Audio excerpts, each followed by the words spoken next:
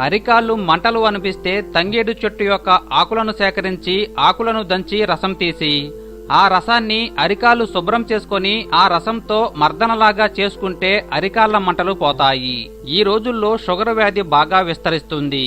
దీనికి ఈ రోజుల్లో ఆహారపు అలవాట్లే కారణం.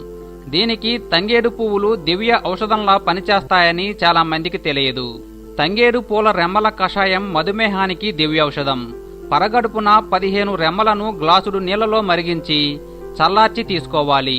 ఇలా చేసిన గంట వరకు ఏమీ తినకుండా ఉండాలి. ఇలా చేస్తుంటే షుగర్ వ్యాధి అదుపులో ఉంటుందని నిపుణులు చెప్తున్నారు. తంగేడు పుల్లతో దంతాలు తోమితే సమస్త దంత సంబంధిత వ్యాధులు నయమవుతాయి మరియు దంతాలు చిగుళ్ళు గట్టిగా మారతాయి.